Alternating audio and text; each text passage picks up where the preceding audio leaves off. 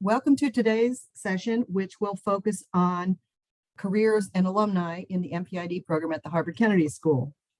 In today's session, you'll learn about MPAID careers and hear from some of our recent graduates. Next week's session will feature some of our students and a discussion of the details of the admissions process.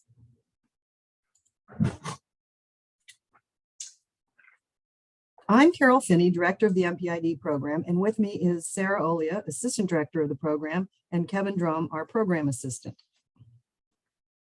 We're coming to you from beautiful Cambridge, Massachusetts. The MPAID program is known for its challenging integrated curriculum, outstanding faculty, bright and committed students, and successful alumni. The MPAID program offers an unparalleled training for a professional career in international development. The mix of theoretical rigor with a practical approach has proven to be a winning combination in the professional world.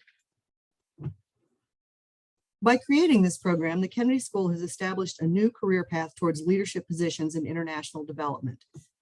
When our faculty created the MPAID program in 1998, they knew that a solid grounding in economics was necessary, but not sufficient for success in the field of international development. So they created a multidisciplinary program, including economics, quantitative analysis, plus management and politics, as well as applications to specific development topics. Previously, a PhD in economics had been regarded as the credential for a career in development. Our faculty knew that while the economics and quantitative skills from such a program were useful, the time spent writing a thesis was an apprenticeship for scholarly research, not necessarily the best use of time for a development practitioner. More than 20 years later, their concept has stood the test of time. Our graduates hold influential policy and management positions in a wide range of international development-related organizations. Since we're talking about careers, I'd like to mention that the MPAID program has been designated a STEM eligible degree program. That means that F1 student visa holders are eligible for 1 year of optional practical training and then may apply for an additional 2 years if their job is in a STEM field. That's science, technology, engineering, and math. This will enable some graduates to work in the United States for up to 3 years after graduation.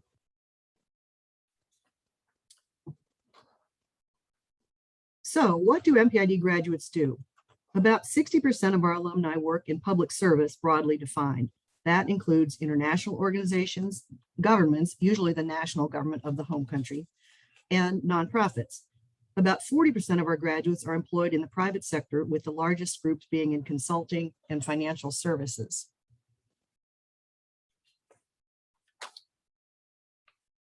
The World Bank is the single largest employer of our graduates, with about 10% of our graduates working there. The next two biggest employers are McKinsey and the US government, followed by the Inter-American Development Bank, the UN system, and the IMF. After that, the graduates are more dispersed across a variety of organizations. By the time you get to the bottom of the second column there, Google, OECD, JP Morgan, and so on, we're down to single digits, fewer than 10 people in each of those organizations. Beyond those employed, an additional 2% of our alumni are enrolled in PhD programs, and about 2% are in transition between jobs at the moment, just following graduation into this unusual employment market. Consistently over time, the MPAID degree is highly valued in the development employment market. Our graduates are doing a number of terrifically interesting things, and we'll talk about some of them today.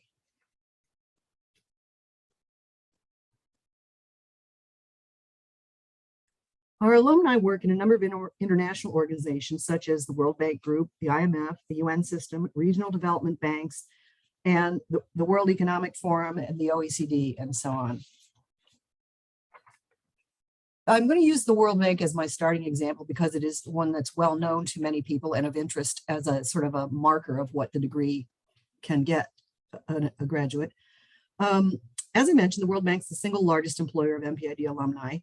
And we've been very successful in getting students into the Young Professionals program at the bank. Alok Pandey joined the bank this fall as a young professional. Before coming to the Kennedy School, Alok was a management trainee with the Nepal Investment Bank. While he was an MPAID student, he completed a summer internship with the Asian Infrastructure Investment Bank, and after graduation, joined them as an associate in the economics department and vice presidency of policy and strategy. He was there for a couple of years and then has recently moved on to the Young Professionals program at the bank. The World Bank's Young Professionals program has extended offers to 34 of our graduates, 15 of whom are women, since 2002. As you probably know, the Young Professionals program is the most selective entree to the bank for young people. 7,000 to 8,000 people apply each year. 300 or 400 are asked to submit longer applications. About 150 are interviewed, and 40 to 50 are hired each year. The citizens of the countries listed here have all been among those MPAID graduates who went into the Young Professionals program. So it's quite a broad array there.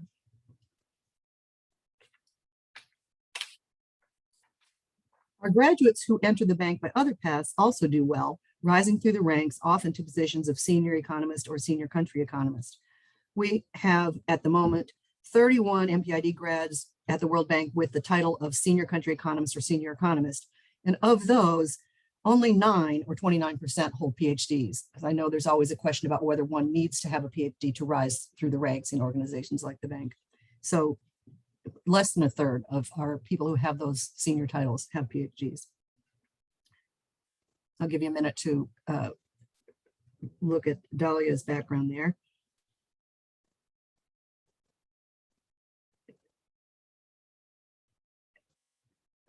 After graduation, she had worked at the Executive Council in Abu Dhabi and previously at McKinsey as a consultant. Okay, our graduates also do well at the IMF. We have a number of senior economists there as well. Ghana, shown here, just graduated a few months ago and has just this fall joined the IMF as a research officer. Before joining the MPAID program, she worked as an economist in the Monetary Policy Department at the Central Bank of Mongolia. And her second-year paper was on reintroducing progressive personal income tax in Mongolia. It typically takes about 7 or 8 years to rise to the title of senior economist in either the bank or the IMF. We also have graduates in the regional development banks and related institutions. Charlie Tan, shown here, joined the new development bank after graduation. And he had previously worked as a strategy consultant in China. He had an interesting major in economics and Russian studies. And so China and Russia are two of the countries that started the new development bank. So I think that was probably helpful to him. In the public sector, many of our alumni work in governments of their home countries. We'll just give a couple of examples, although there are many. Fran serves as the president's advisor for the childhood agenda in Chile. When she was in school, her SIPA was on redesigning the Chilean child welfare system. And when she graduated, she was basically hired to implement the recommendations that she made in that capstone paper. Before she came to the MPAID program, Fran was the policy and training manager at the JPAL office in Santiago, Chile, where she's from. Another example in the US government, Jason Keene is now an international economist with the US Department of the Treasury, Office of African Nations. Before coming to the MPAID, Jason had spent 5 years in finance in New York as he transitioned to an emerging markets research role. He worked on Africa while he was in the Kennedy School and did an internship there. And I think that smoothed his transition into the Office of African Nations. More than 10% of our graduates are in the nonprofit sector, including many familiar organizations. JPAL, Gates, the Center for International Development at Harvard, which you might not be familiar with, and many others listed here.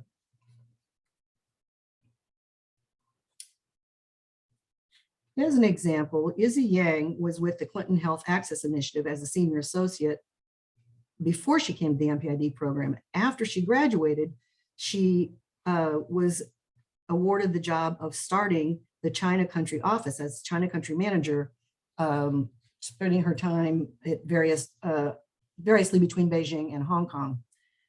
Before she was at the Clinton Health Access Initiative, she had been at Morgan Stanley as an analyst in mergers and acquisitions in investment banking. So we do have people that start out in that direction and then change into something else.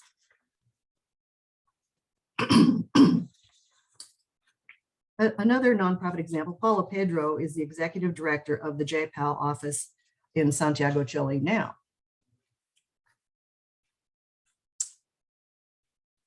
Many of our graduates work in the private sector, especially in consulting and financial services. You can see some of the big employers listed here, the strategy consulting companies, McKinsey, BCG, and Bain, as well as Dahlberg and Deloitte.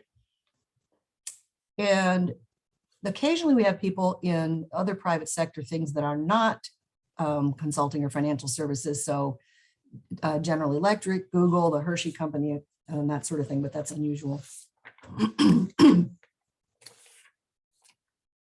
Maya Hori, who graduated in 2007, is a partner with McKinsey and Company in Tokyo.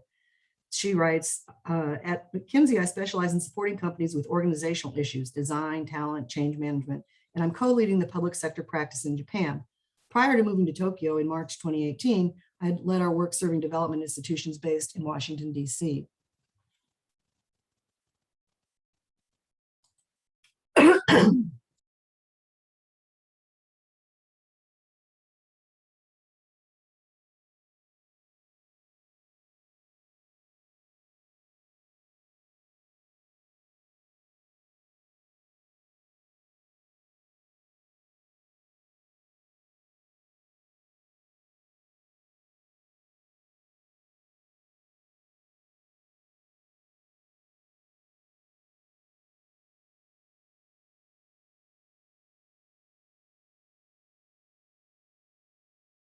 Oops, sorry. I'll start that one over. John Cadenda had been living in the US for several years after college and used his internship as an opportunity to spend time back in Kenya. His internship with Dahlberg Advisors resulted in a job offer, and after leaving the Kennedy School, he joined them as a senior consultant. He's now moved to a new venture, renewable energy, serving as the director of software and analytics at PowerGen Renewable Energy in Nairobi.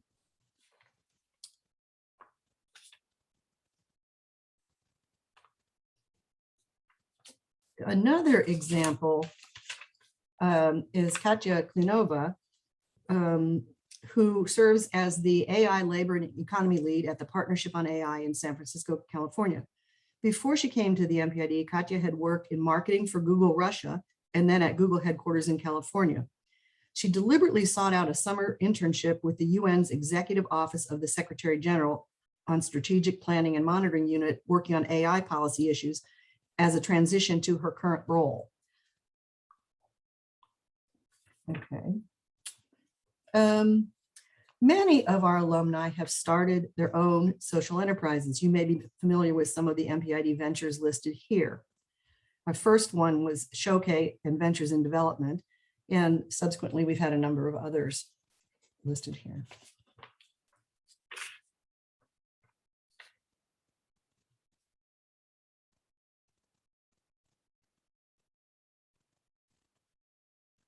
While in school, Rohit Wanshu and several classmates launched Give Directly using cell phone technology to send payments directly to poor households in Kenya. Analysis of their results has played a key role in many of the discussions of universal basic income that are going on now. Rohit describes their vision as, our vision for Give Directly is industry changing. We want to make cash transfers the benchmark against which all poverty alleviation interventions are measured.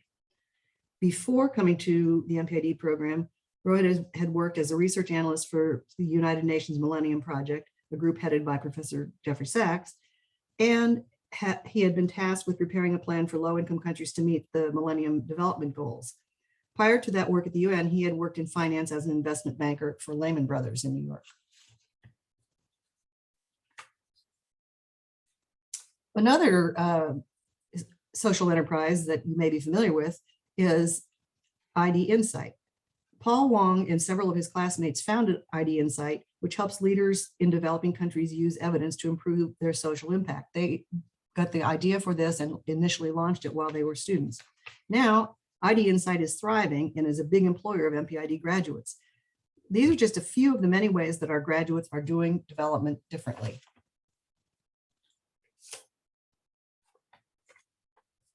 Of course, the employment of our graduates has changed over the past 20 years. Here are some of the current growth areas that we see.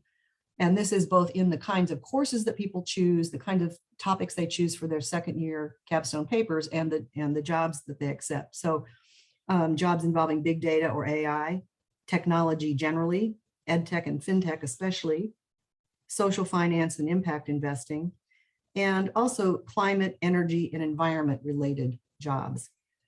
And then social enterprises that address some of those topics. Okay, we would now take some questions. You can type them into the chat, and Sarah, you can feed some to me. So far, there are no questions that have been submitted by the participants. All righty. Some of the questions we get have to do with how people progress from a student to the first job. And I've mentioned a couple of examples where students have used their internship and or their second year paper to lay the groundwork for the kinds of jobs they're seeking. I see we have one question. Yeah, there's one, there's two of them. Let me start with the one from the chat first. It says, what are typical profiles of the students who join the World Bank and what do they work on? Well, that depends on which level they're going in. For the Young Professionals program, you need to have several years of work experience, and there is an age cap, which last time I looked, I think was 32. So the people who go into that program tend to be very close to that. So they are near the approaching that age cutoff.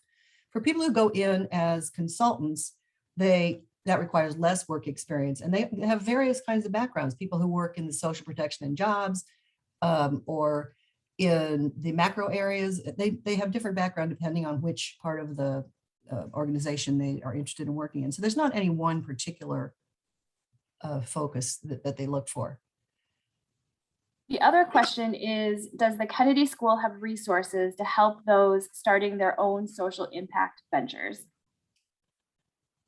Yes, the Kennedy School does have some resources for that, but there are a number of business plan competitions that are open to people who are not necessarily students at that school. So for example, the first social venture we had way long time ago, Showcase, was started by two students who were of Chinese heritage but had not grown up in China. They went to China, to the Tibetan area for their internship, and saw that there were many people there with yaks and yak wool and yak milk, but no way to bring those products to market.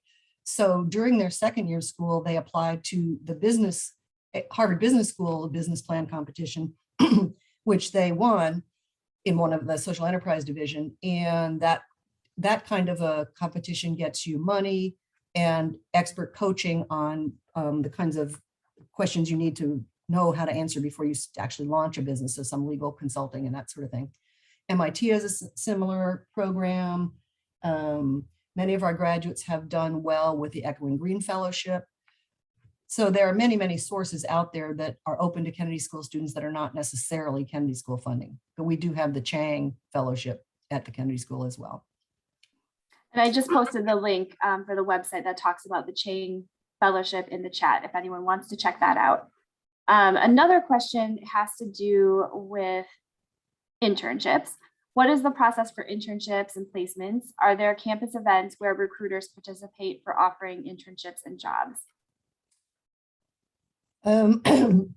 Well, for internships, it's not likely that very many employers would travel to Cambridge because our internships tend to be in countries other than the US. And so by definition, they're far away and a trip would be expensive.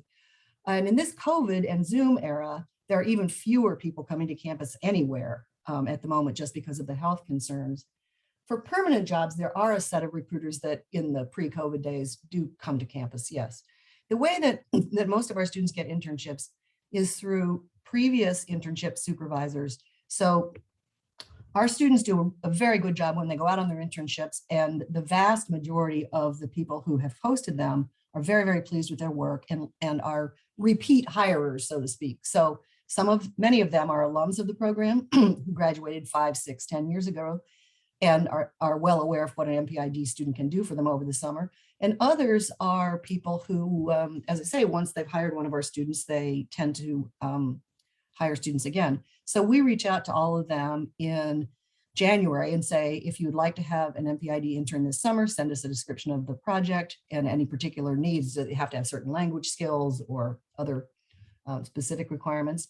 And then we just let students apply to all of those, and the internship supervisor selects an intern. We do have funding to make it possible for interns to take unpaid internships with public or nonprofit organizations. And with the internship, we do encourage people to go to a developing country other than their own. Because if, for example, you are from Mexico, you've lived in Mexico all your life, you're probably going back to Mexico, the least useful place for you to go over the summer is Mexico, because you already know about that. We encourage people to go to somewhere different. And so therefore we have funding that makes that at least a break-even proposition. If a student gets a paid internship with a consulting firm or that sort of thing, obviously they don't need funding. Was there another part to that question, Sarah? No, I think that's sufficient. Another question is asking you to elaborate more on how the STEM designated degree works. The person asked, would this allow international students to work in the US 3 years after graduation with only their student visa at hand? In brief, yes. It's slightly more complicated than that. Whether you have a J1 or an F1 visa, either way, you can work for a period. For one visa, it's 12 months, for the other, I think it's 18, after you graduate. But if you have an F1 visa, you can then apply for an additional 2 years. There is an application process, and you have to be working in a job that is deemed a STEM job. Now, most jobs that involve any kind of economics or quantitative analysis easily meet that designation. We've only had one cohort of students graduate yet who have reached the end of their first year of work and therefore applied for STEM.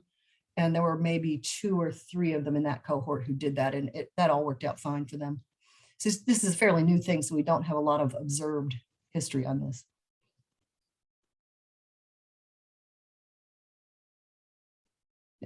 Okay, another question is, do you have any examples of MPAID graduates who are in jobs that use technology specifically for economic development? Yes, yes, many. In fact, it's almost the other way around. It's hard to think of any that don't use technology at some level for that. It's different depending on the kind of organization, but yes, it's quite often used.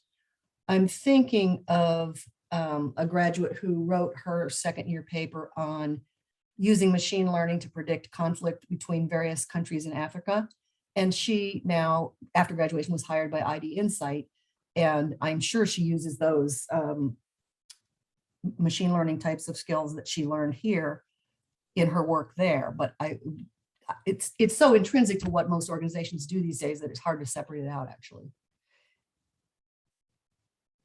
Okay, maybe one more. Are there any MPAID alumni who have become investors in the social sector that you can talk about?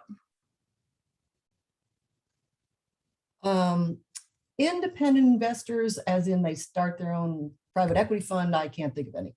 But others who work for social finance or impact investing firms, yes, quite a few. There's social finance, various other ones that where they put the skills to work in those areas, but I don't know of anybody who started his or her own fund.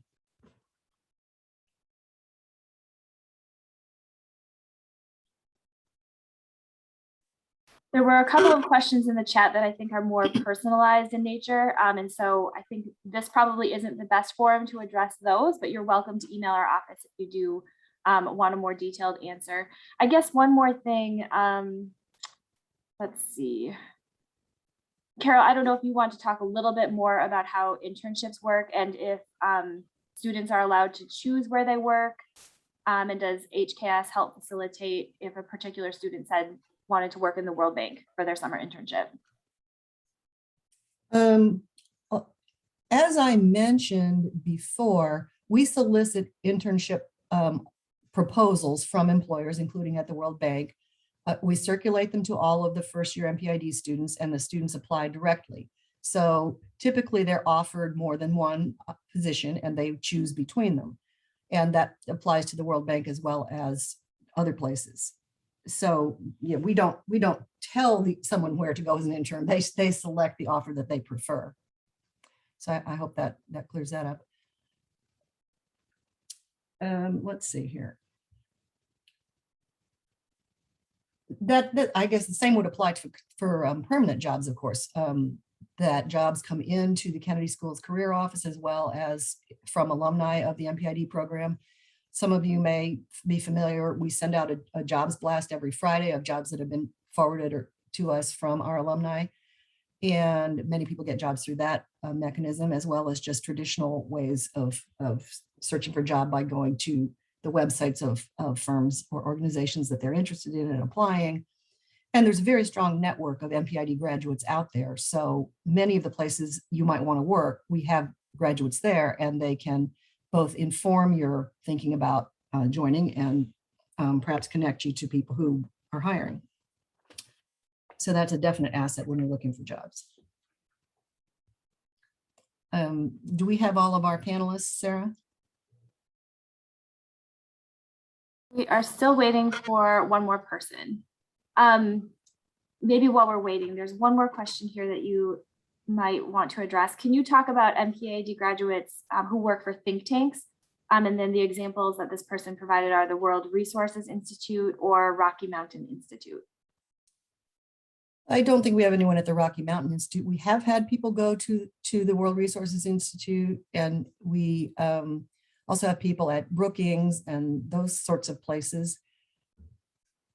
They're not a big employer because I think, well, depending on the think tank, our students tend to be action-oriented rather than just research-oriented, but we do have people at the big famous ones like Brookings and so on.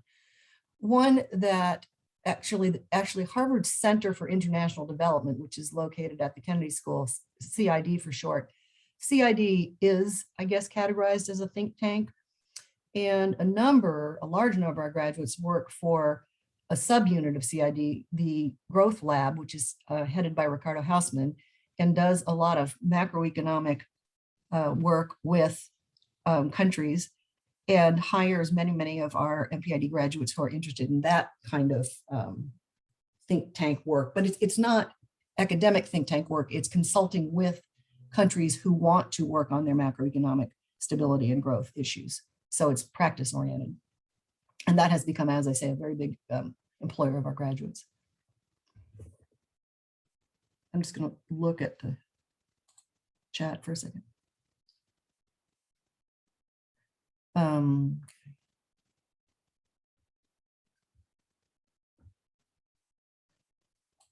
Are there any alumni who work in internet data policy, privacy, security, and the like?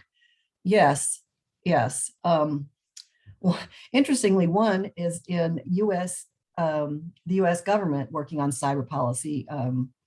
She is in the State Department doing that, and I have not had an opportunity to ask her directly what she's doing, but you can imagine. There are also people who work directly for Facebook, Google, and so forth, and the local equivalents in some countries where there's a homegrown version of some of those things in some of the topics that you've mentioned, data policy and so forth. Carol, here's one I know you have some examples for. Are there any MPAID graduates who went on to become politicians? And how did the MPAID program shape their political careers? Oh, yes, that is a good question. Usually people get into politics after they've been out of graduate school for 6, 8, 10 years. They sort of get to the age where they have enough background to do that. One really great example is a student who came to the Kennedy School. He graduated in 2008. He had been a consultant at McKinsey in London. He was from Ireland. And when he graduated, he had a wife and 2 kids, and he went back to McKinsey in London, at a higher level, but doing that. And then the financial crisis hit, and he was outraged that the Irish government gave such a big bailout to their banks. And he said to himself, somebody should do something about this. And then, as he tells it, it dawned on him that, oh, maybe he should do something about this. And so he ran for the Irish Parliament. He had several of his classmates who had been active in the 2008 campaign of Barack Obama. So they had, immediately after they graduated in 2008. So he had classmates with campaign experience, and several of them dropped what they were doing and went to Ireland, where the campaign season is remarkably, mercifully short. It's just a few weeks, maybe a month. And so he then became elected to Parliament and served there for quite a while. And he's now that his party is in power, he is the Minister of Health and has been during most of the COVID episodes. So he's had a very interesting one. We also have people who are in Congress in various countries around the world, Korea, Chile, I can't think of all of them at once now, the European Parliament, and various positions like that. So yeah, we do have alumni in those roles, and we encourage them to do that. All of our panelists are here, Carol, if you want to transition to the next portion. Okay, Kevin, let's put their pictures up for a sec here. Here we go.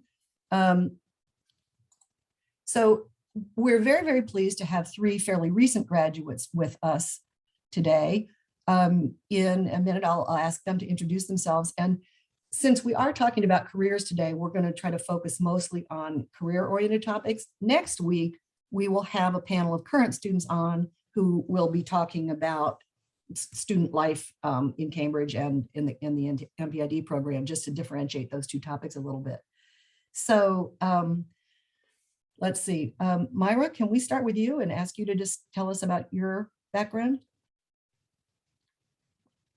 Sure. Carol, I'm trying to turn on my video, but it says I can't. I don't know if it's okay. Kevin might be able to turn it on for you, because I think he's. Yeah, I think I need permission. But you can go ahead and start if you want while he's figuring that out, if you don't mind. Yeah, of course. Okay, I think. Okay. Hello, everyone. I think my camera is on now. I don't know. Yeah. Great. So I'm Mayra. I'm originally from Peru, so really nice to meet you all. Just a little bit about myself. I studied economics in Lima, Peru. So that was my undergrad, but I always focused on public policy and development. Then I work in a local consultancy firm, but I also in public administration related projects. And then I worked in the government of my country in the Prime Minister's office and the Ministry of Education. But now I have transitioned to McKinsey, and now I'm currently located in Mexico City. So happy to talk further about that. Okay. Myra, while we have you on camera here, do you want to say anything about how you're thinking about where I don't know if you came in thinking you might want to shift into consulting, or that was something that you thought about while you were here and changed your mind about? I always considered it. I think I was looking for something to transition a little bit back to I was working in the public sector for the last 2-3 years. So I wanted to go back to the private sector. And I think McKinsey was a really good place to go. And then afterwards, see where it goes. So I think it's a really huge platform to then transition to something even bigger. So that was something that was always on my mind. And I actually tried different things in my internship to see if this was maybe the way to go. So my internship, for example, was in the World Bank. And then I decided, hey, I think I prefer going the other way. So I think the MPAID actually helped me decide on what the focus of my career should be, at least for the next 2-3 years. And I'm really happy with the decision I made. Okay, good. Nikita, are you willing to be next? Sure, yeah, I can go next. Hi, everyone. My name is Nikita. And as Carol said, I work at the Growth Lab now, which is based at the Kennedy School, so not too far away from where I was taking classes a few years ago. And before the MPAID, I worked at an organization in India, which is similar to JPEL. So we worked in impact evaluations, and I was working on access to microfinance. So right after undergrad, where I studied economics, I got a little exposure to a very deep and rigorous way of doing development in one kind of small area. So at the MPID, it suddenly allowed me to zoom out to see what the private sector is doing, what other public sector development work looks like, and really helped kind of broaden how I can think about this field that I wanted to still work in, but do it slightly differently. So at the MPAID, I worked at the Ministry of Planning in Brazil for my internship. So that was kind of for me the pivot of looking at what the public sector of development could look like. And then I settled somewhere in the middle when I did my SIPA with the Growth Lab on an export strategy for Sri Lanka. So as Carol was saying, we work at the Growth Lab on countries, but very specific growth related strategies. So it is, I cannot say this enough, but it's the perfect blend of the skills and interests that I kind of started to think about in the MPID. Nikita, what countries are you working on these days? I started working on Sri Lanka and Jordan, and then for a couple of years I worked with Ethiopia and the state of Western Australia, and now I'm managing projects in Namibia and Kazakhstan.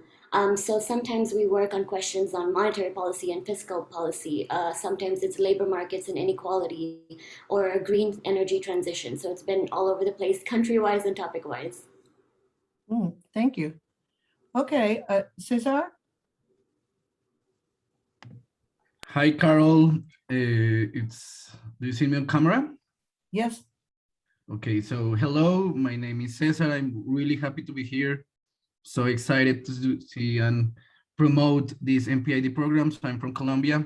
I have a BA in economics, a bachelor in economics, and also a master's prior to coming to HKS in economics and public policy. I'm now working with the vice president and she's also a minister of foreign affairs of Colombia. So I have been following like a path in the public service.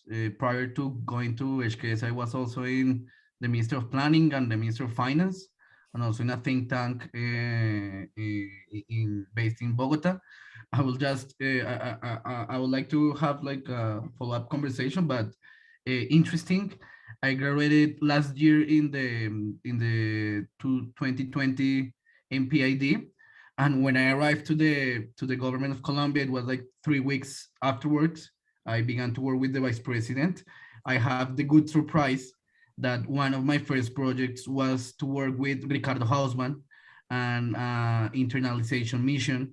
So it was like having a flashback of the 2 years that we learned a lot of things and have like a lot of classes. I have other like 1 year additional with Ricardo Hausmann. He was leading this mission that was given to the president, and like it was like lead with 10 important people, and Ricardo Hausmann was the leader of the mission. And surprisingly for me, 1 year afterwards, I graduated from the MTID. I'm still talking about the MPI topics, and it's such a good coincidence. He was here, in fact, like 2 months ago with the president of Colombia, and it was so funny for me, like not so funny, but so interesting, and I really encourage people to apply to the MPID, because just some months afterwards I graduated from the MPID. I'm seeing big results in the government and applying, and having your professor here in Colombia is such a good example to follow up. That's interesting, because Nikita is on the CID Growth Lab side, and you were on the participating country government side with Ricardo Hausmann, who runs the Growth Lab. So yes, that's an interesting circularity. Agree. Okay. I don't know if anybody in the audience has questions for a specific one of our graduates. If so, feel free to. Yeah, let me, can I jump in, Carol, with a question? Let me start with one for everybody, and then there's a separate one that is probably good for Myra to answer. But the first one is, it would be great if the panelists could explain how they use the skills they gained during the MPAID degree in their current roles. And I know Cesar sort of touched on that, but maybe if the others had a couple of examples. I can go first. It's like a game of who's gonna open their mic first. But so I think at the Growth Lab is a particular situation, because even as Cesar was saying, all of our projects are almost they're very, very, very representative of the skills that you learn in the MPID. So whether you think about the distinction between macroeconomics and microeconomics, we are working on data analysis to understand growth dynamics in a country better, the government's budget better, expenditure policy, inequality, trade policy. So exactly what I was doing. And often there's this, again, a circular economy where, for example, some of the professors will update some of their teaching materials and problem sets with the work that we're actually doing at the Growth Lab. So for example, I work in Namibia where income inequality is very hard to study.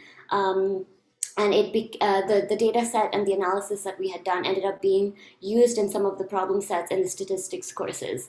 And in return, some of the things that we end up hiring new MPIDs to do are follow-ups from what they've done their SIPA in or what they worked on in some class. So it's a very much a give and take of what the MPID trains people to do and what we actually realize countries want us to do. So whether it's looking at the foreign exchange currency crisis in Ethiopia that I was doing, or now looking at how Kazakhstan can kind of look at the opportunities for green energy financing. It's not just one or two classes or one or two professors or one or two methods, but it's really the entire toolkit and the synergy of putting together, applying the tools and delivering that to a policymaker.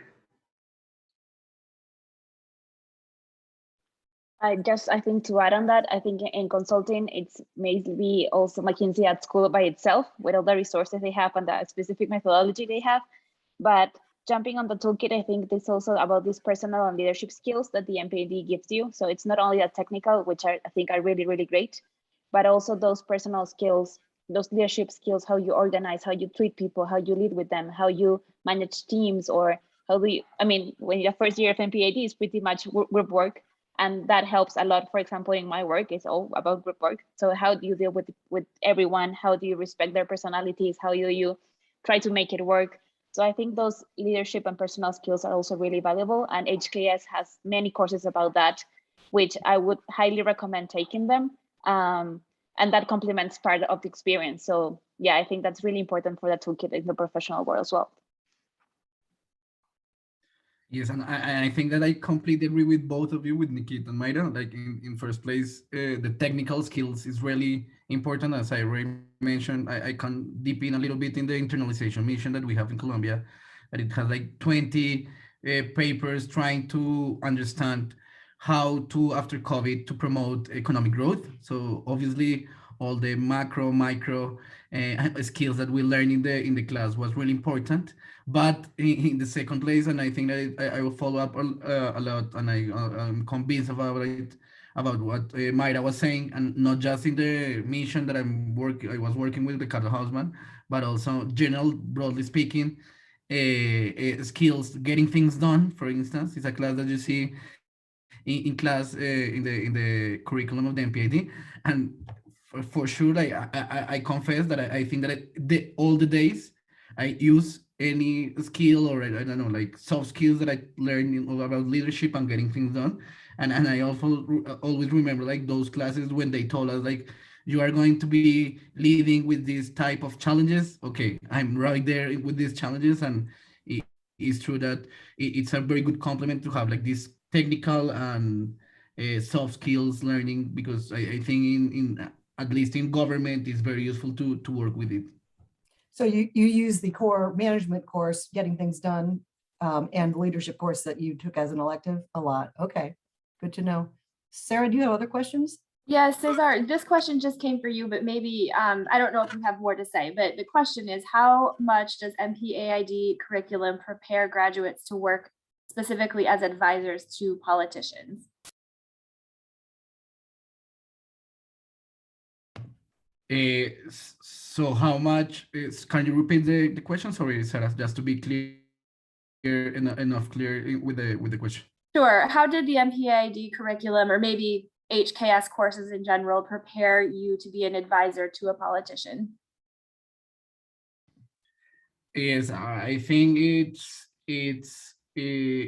prepare, as I already mentioned, I think that the MPID curriculum is really fit to be with someone in government and in high positions. In my case, is the vice president, and She's also a HKS student, not an MPID, but she's a former mid-career, so she really knows very well the way of thinking of HKS, and it's something that I also highlight a lot, not just the MPID, but general STEMs, like the mindset that you learn in the HKS.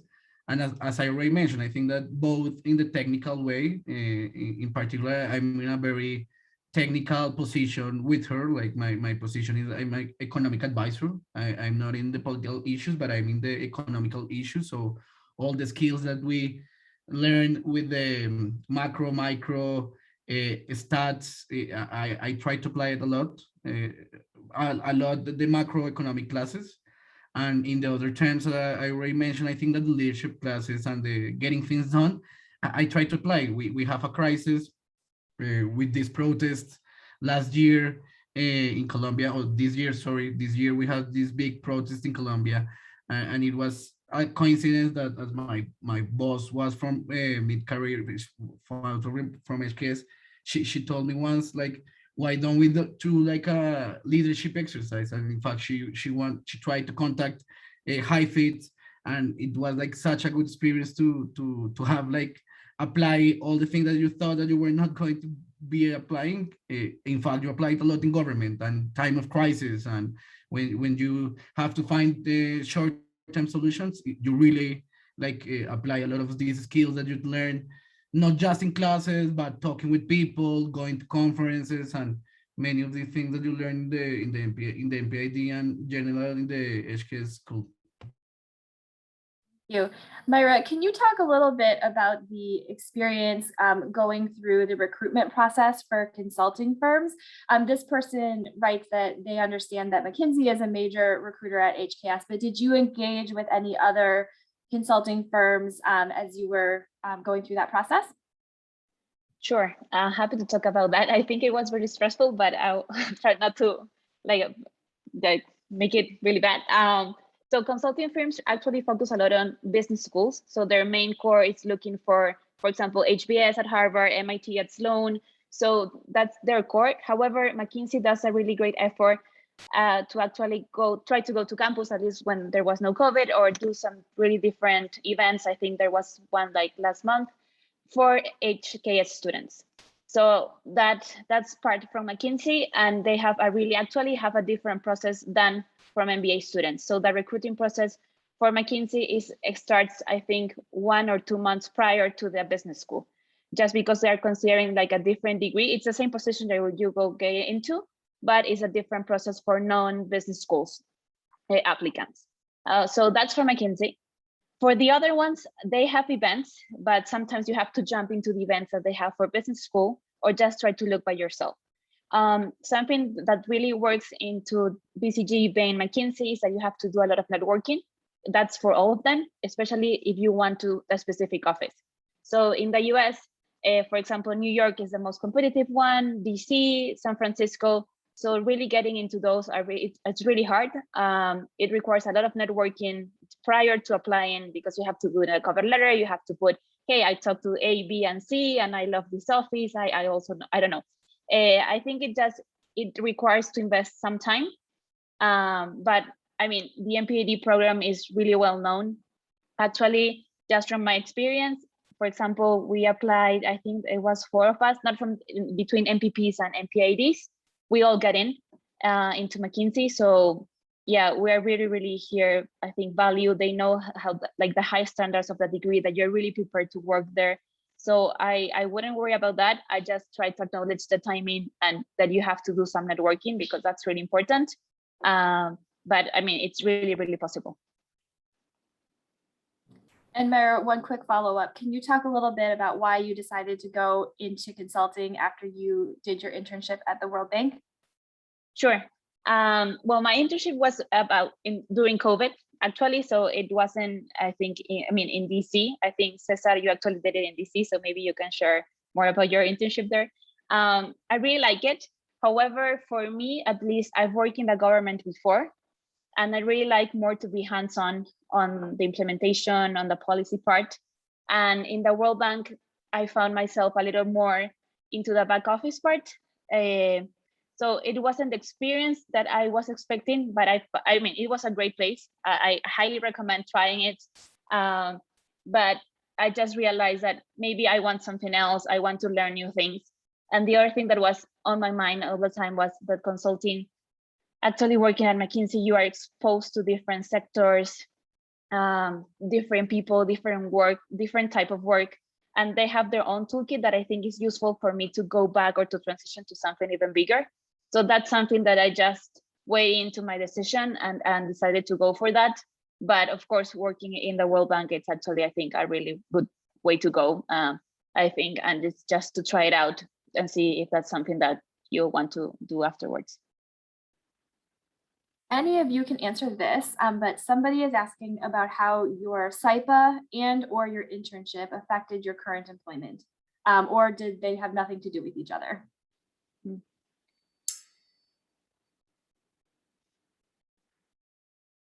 I mean, I have a short experience. I can tell really quickly. I actually did my SIPA on pre-primary, early childhood development during COVID. And after graduation, I got a small kind of internship consulting work with UNICEF in Italy about also pre-primary work and gender responsive. What I actually sold was my SIPA, like, hey, I know about this period of age, pre-primary. I also studied a lot of education and I have focused a lot on gender. So I got the job for the summer on consultancy. I mean, for this consultancy for UNICEF this past 3 months, I guess. Yeah, so it helped. I would say that even before knowing what I wanted to do for my internship or SIPA, the alumni network that Carol started to talk about in her presentation is way more useful than you'll realize till you come here. Because, for example, most of the people that you saw on the slides, many of us probably know them. And actually, I worked with some of them on my SIPA or during my internship. So I did my internship in Brazil because I wanted a new context. And I worked on public procurement and machine learning, not because I wanted that to be my career, but just to see what it was like. But that very much informed the purpose for which I wanted to end up working after graduation.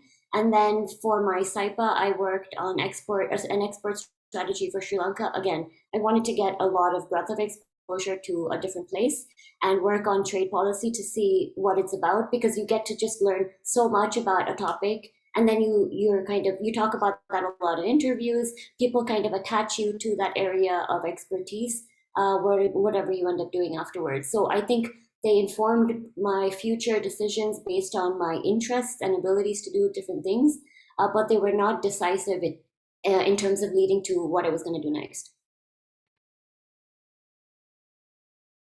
Hey, Carol, here's one for you maybe. Can you talk about how career opportunities for MPAID graduates differ from MPP graduates? Mm-hmm.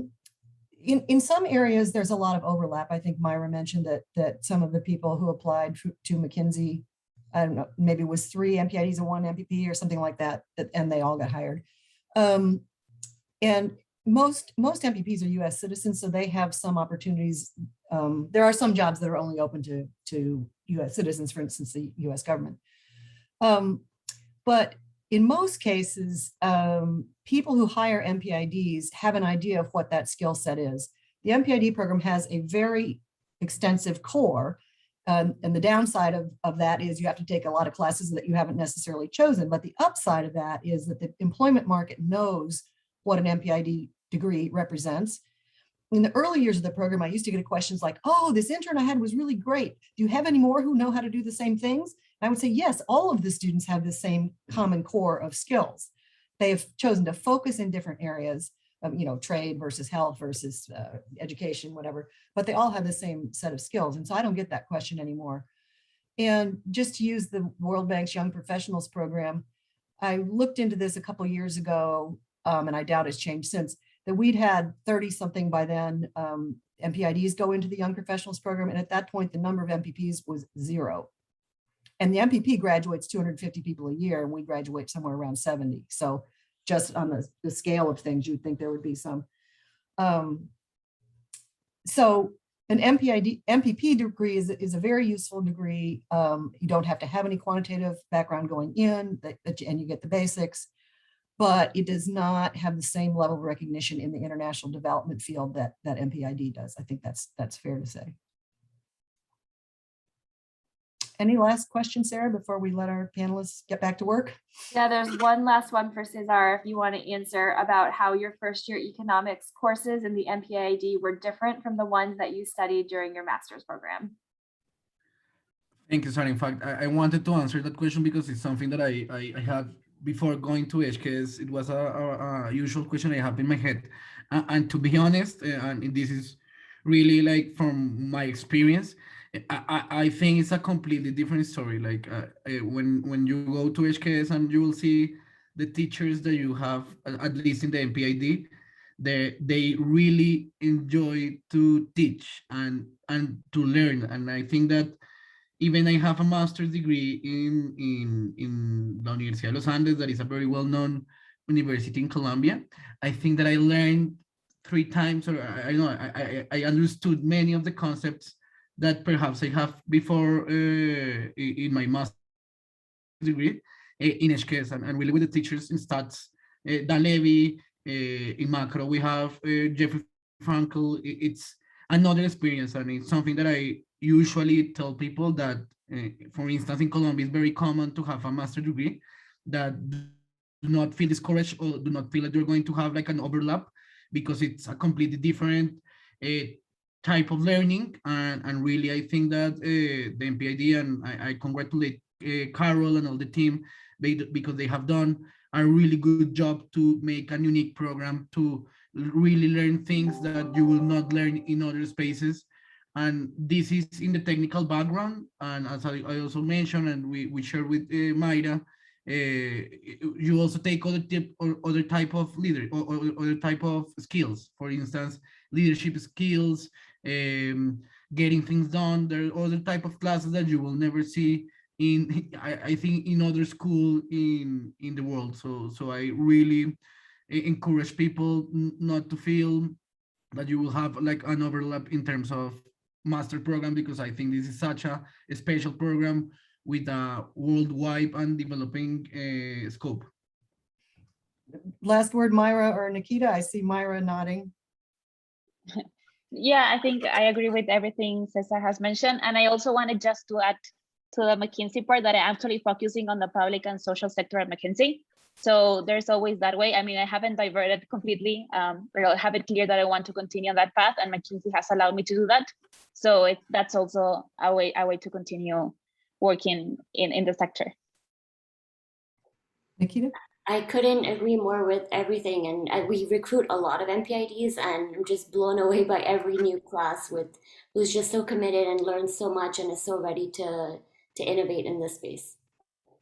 Okay, it's now after 10 o'clock, so I want to let all of our panelists go back to their real jobs. Thank you for joining us today.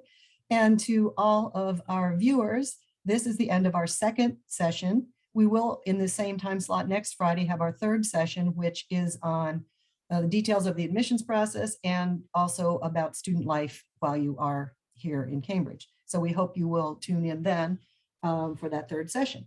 Thank you very much. And goodbye, everybody. Bye. Thank you. Bye. Thank you.